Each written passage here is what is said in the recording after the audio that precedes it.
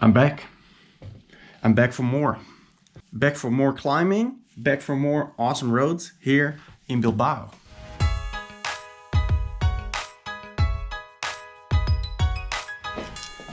Maybe you guys recognize this bike.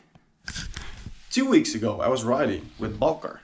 Balkar hooked me up with the bike from his friend Nacho. Today Balkar is working, but he still dropped his bike off at the hotel this morning for me to go out for a ride. Dude, this guy's awesome. Let's hit those climbs. I'm gonna do 3 nice steep climbs in a preparation for my race coming up this Sunday.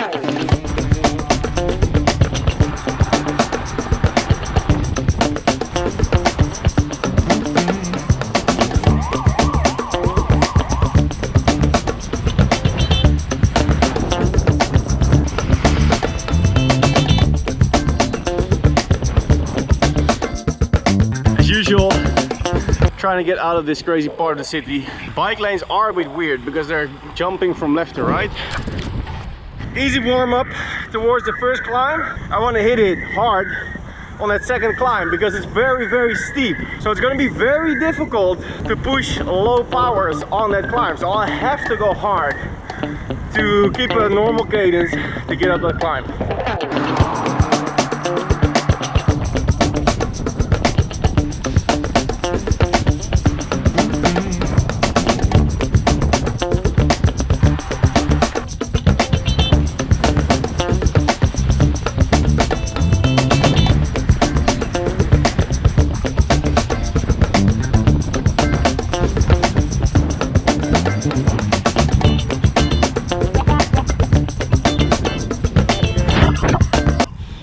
Been riding this bike, a 2013 Cannondale SuperSix, for about an hour now, and I kind of just realized how awesome the performance is. I want to compare this 2013 bike with my brand new 2021 SuperSix Evo High Mod.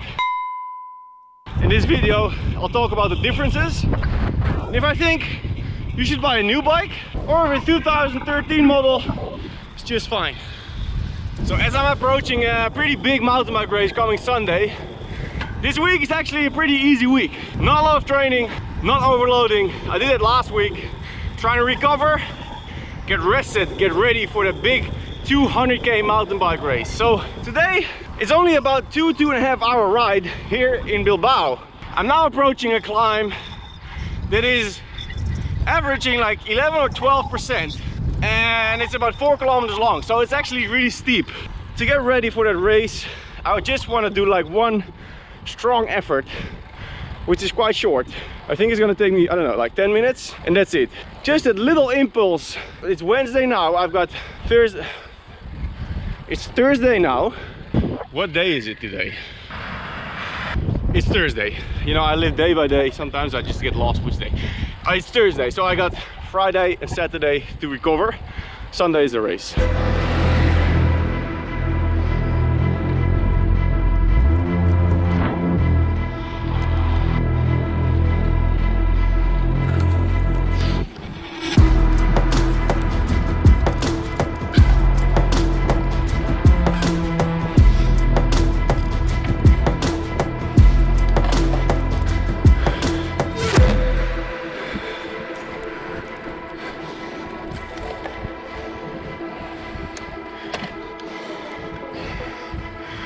Holy shit.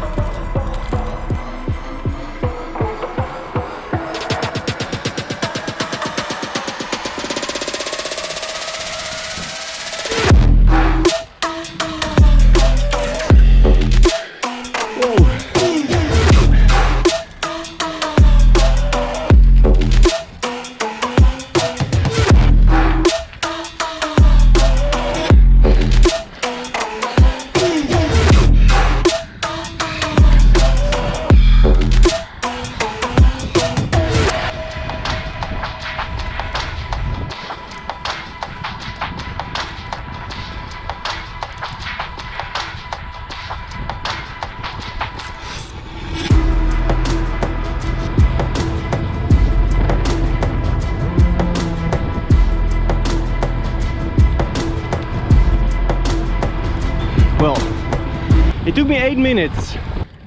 I averaged 396 watts over those 8 minutes. Perfect effort for my training of today. This will just give me a little impulse, and then I have 2 days of recovery, which hopefully, if I can sleep enough, will get me super sharp at the race of Sunday. But this climb was so steep, standing up on the pedals actually made my rear tire slip. So it was crazy. So on the descent, I took it super careful because the road condition was kind of the same as the climb. It was wet in the forest, kind of slippery, dirty tarmac. So very careful on that descent.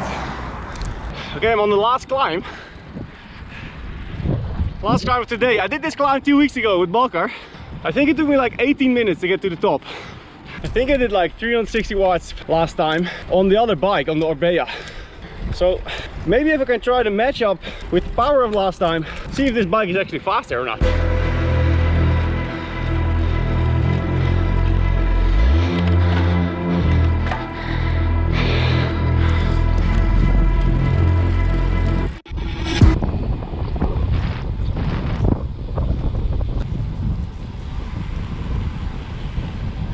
Bananas, man. Shit is bananas.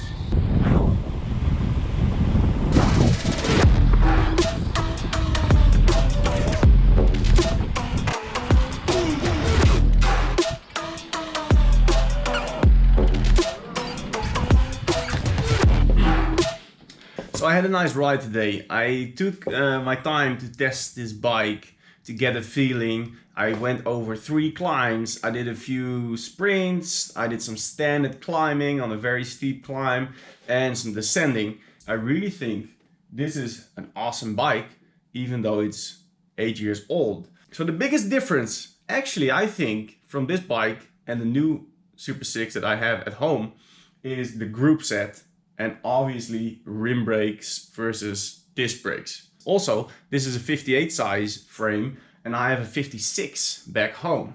So I could feel a little difference between the 58 and the 56. You actually see a difference in the height of the seat post, and I have a little bit longer stem on my own bike to increase the reach. But for the rest, this frame, it actually felt super stiff, responsive and very good.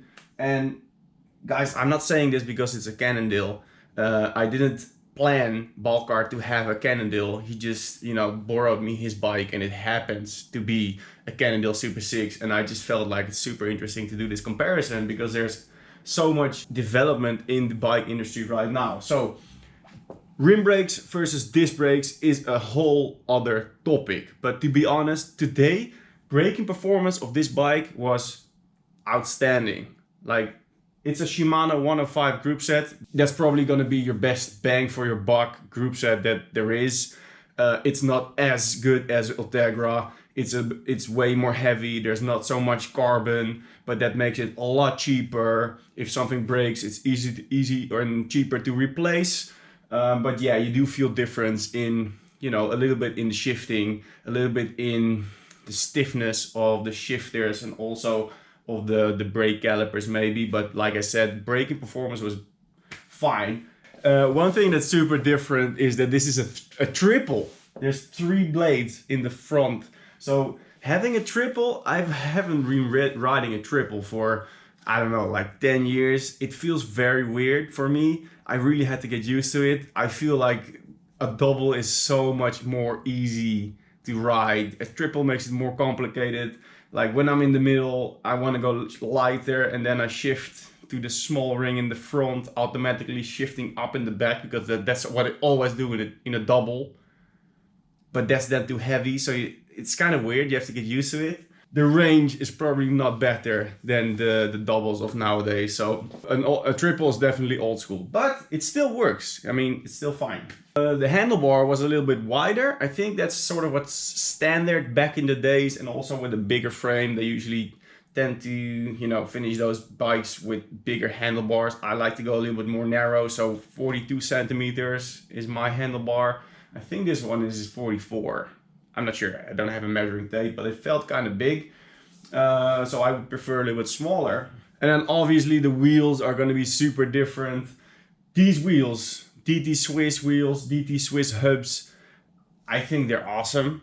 I'm not super familiar with these specific wheels, but they felt great when I was, braking hard, going down super steep descents, going through corners, out the saddle. It, no brake rub or anything, though, so the wheels are pretty stiff. So the wheels are very good, and especially for climbing, these wheels are probably the best option. Lightweight, aluminum rims, so good braking performance even in wet conditions.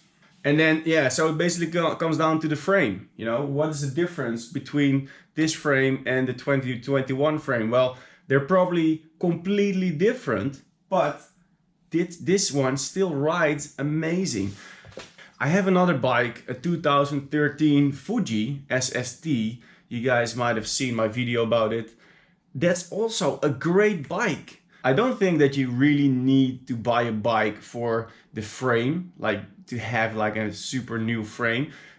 5-year-old frame, if it's still intact, is fine. Obviously there's development, but if you're not like a super pro, this is a high-end frame. It's great to ride, so it doesn't really matter. So if you don't really care about disc brakes, and if you don't really care about the latest color scheme, like the paint job of the bikes, because that's usually what happens, they repaint the bikes in a new color every year, but the frame stays the same for multiple years until they develop a new frame. You can buy an old bike, an older bike, 5 or even 10 years old. If the frame is high-end back then, it's still gonna be good right now. So if you have a certain budget, definitely have a look for outdated frames and maybe upgrade that with a new group set, because I really feel that the group set is a very big part of your experience. For example, this has a triple, which is super outdated. It still works, it's still fine, but nowadays I would definitely go for a double or compact. You could even go one by, might be the future, I don't know yet, but it just makes it a lot more simple. Just wanted to touch up quickly on that climb. Remember, I was climbing this bike on about the same power as the Orbea from last week. It's actually amazing what the result was. One segment is a 4-kilometer segment. It took me 15 minutes and 45 seconds. 2 weeks ago, it took me 15 minutes and 37 seconds. So let's just say that's about the same time. But I pushed 338 watts today and 361 2 weeks ago. So with 20 watts less on this bike, I got up just as fast. So I think that's a big difference. And of course, there's multiple variables today. It's not super scientific, but I do think this is a really quick bike. Hey guys, I had a great day today. Super cool ride. If you want to see more of Bilbao, watch my video of 2 weeks ago. I've got more videos cycling all over Europe. I hope you enjoyed my comparison of the new and the older SuperSix Evo. If you have any comments, leave them down below. If you want to see more of this bike, let me know. Can see you next time. See ya!